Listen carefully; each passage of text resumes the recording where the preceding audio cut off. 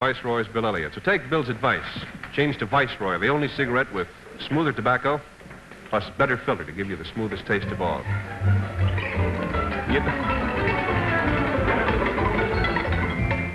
We got to have another rehearsal. Sometimes people wonder about and this is it.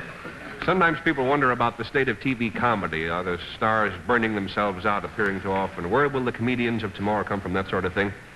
Well, where there's a demand for talent, it always seems to come along to fulfill that demand. And I'd like you to meet a young gentleman now. He's been on our show before, and he will be with us again.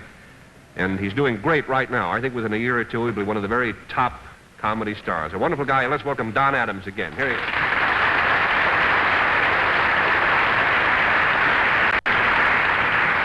Don, what part of the country are you from? What's your hometown? New York is my home, Steve.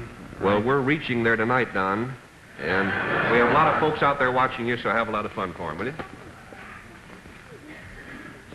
Good evening. It's my pleasure to spend the next few minutes with you, and I should like to talk to you tonight about women's intuition.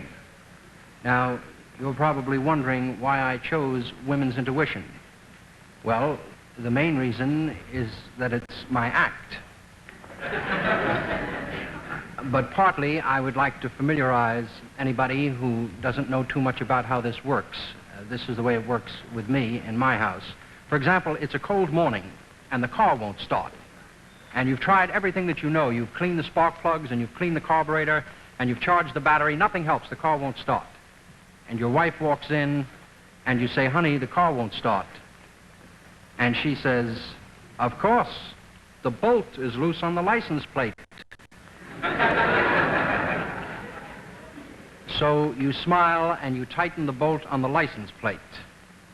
Not only does the car start, but the dashboard clock that hasn't worked in 4 years starts ticking like Big Ben. If something goes wrong with the television set, you don't bother about tubes, you don't send out for anybody.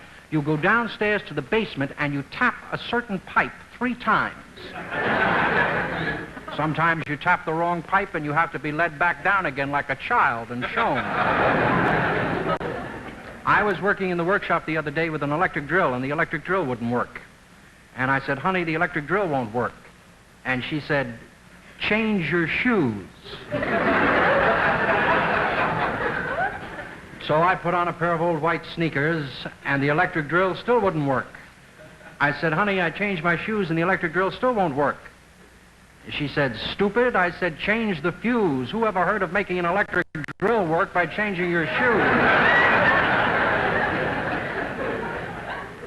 This is the way it works, and this naturally brings us to the subject of movies.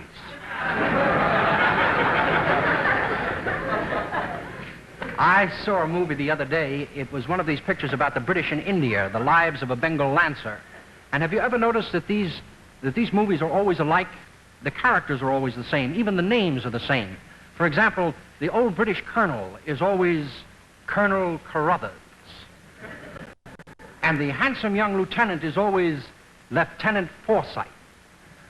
And the villain is always Mohammed Khan.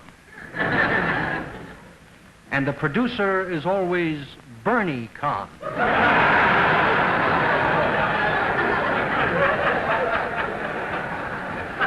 And these pictures always start off in a place called Ranjapur, where Colonel Carruthers is addressing his staff. Gentlemen, war was war in my day, and men were men. You take the case of the younger of Henderson. Splendid family background. Father blown to bits at Khartoum. Grandfather cut to ribbons in the Sudan. Great-grandfather cut to pieces by the Fuzzy Wuzzy. Splendid family background. I first came in contact with the younger Henderson in the Crimea. You recall the positions? Here was Haita, and here were the British. A thin red line, a thin red line. Well up. Here were the Russians. Guns, guns, guns. Well up.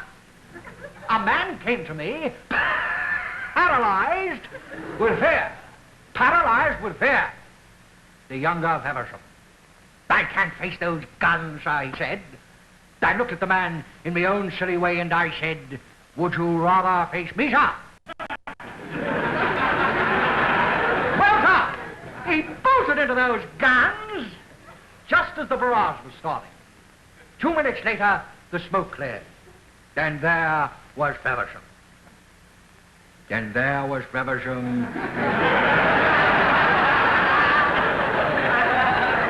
I said, come, Feversham, pull yourself together.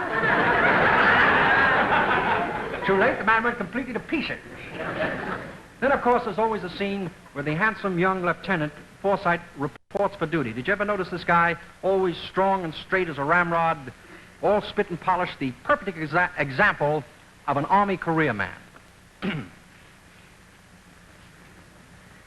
Lieutenant Archibald Forsythe reporting for duty, sir. I was out sleeping off a binge and somebody told me you wanted me in here. Now, what's it all about? Splendid, Forsythe, splendid. What other impressions do you do?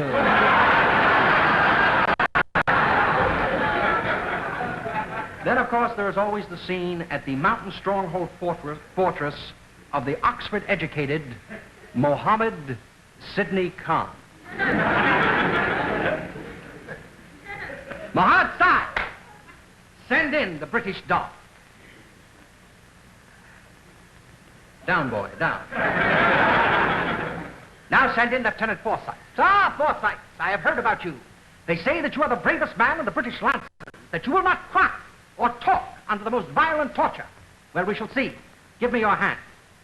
Mohammed Sai, the bamboo sticks. Not me. All right, Forsythe, look out that window. You see that road leading to that house? If I do not get the information I want, in 5 minutes you will be dragged across that road. 50 yards of hot coal that burns. 50 yards of broken glass that cuts. 50 yards of crocodile that crocs. What do you say now, Forsythe? But I don't want to tell you your business, Con. I mean, you're running the show up here and all that. But if I were you, I'd get some of these roads fixed up there and... Then, of course, there's the last scene in the picture, which takes place back on the parade grounds at British Lancers headquarters, where Colonel Carruthers is addressing the entire Bengal Lancers. Gentlemen, for bravery above and beyond the call of duty, for blowing up the ammunition dump, for killing Mohammed Khan, and for breaking the back of the enemy resistance, to Lieutenant Archibald Forsythe, the Victoria Cross. Unfortunately, Forsythe cannot be with us, as he was in the ammunition dump. But in his place, we do have his son, the younger Forsythe, who will take it in his place. You are, my boy. I hope you can follow in your father's footsteps. Now, what do you say to that? Get your hands off me, you dirty screw.